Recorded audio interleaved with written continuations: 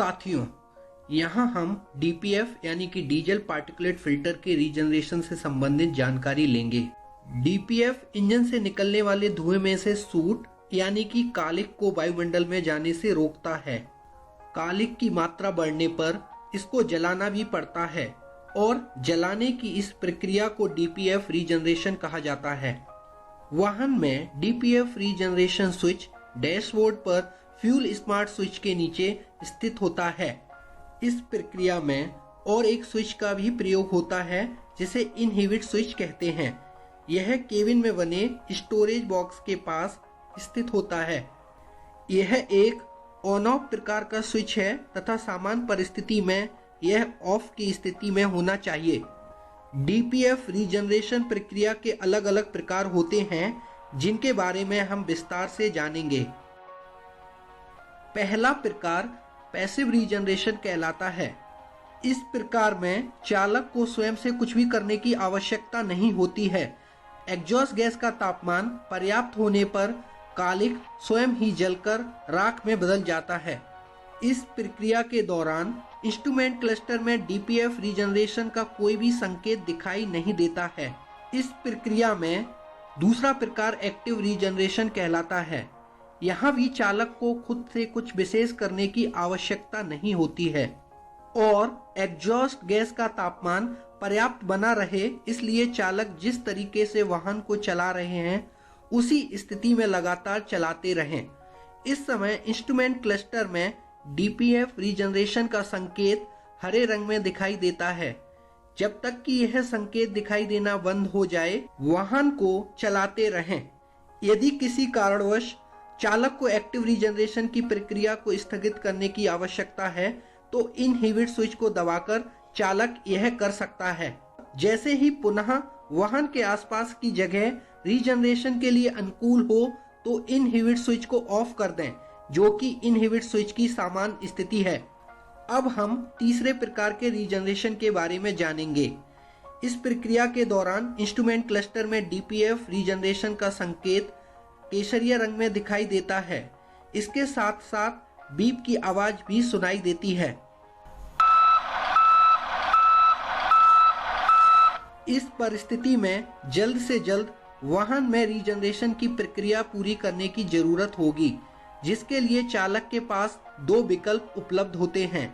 पहला विकल्प है कि यदि सड़क की स्थिति व नियम अनुकूल हैं, जैसे एक्सप्रेसवे, राष्ट्रीय राजमार्ग इत्यादि, जहां वाहन को 50 किलोमीटर प्रति घंटा से अधिक गति पर चलाया जा सके, तो वाहन को लगातार चलाते रहें जब तक कि इंस्ट्रूमेंट क्लस्टर में डीपीएफ रीजनरेशन संकेत दिखाई देना बंद हो जाए।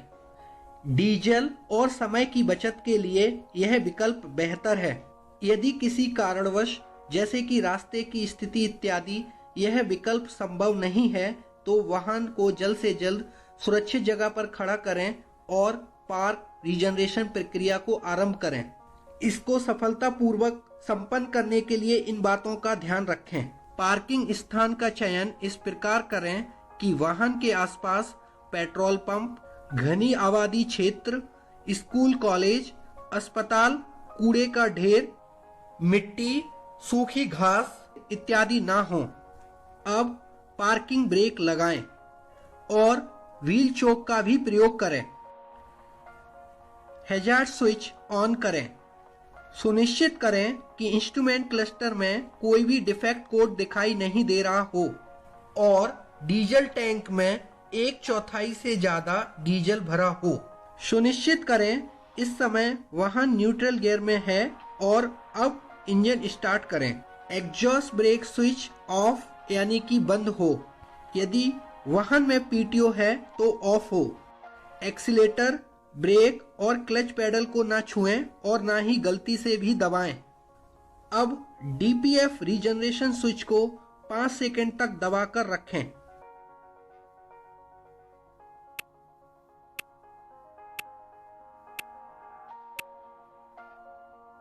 सभी शर्तें पूरी होने पर ईसीयू स्वयं ही इंजन के आरपीएम बढ़ाकर इस प्रक्रिया को शुरू कर देगा।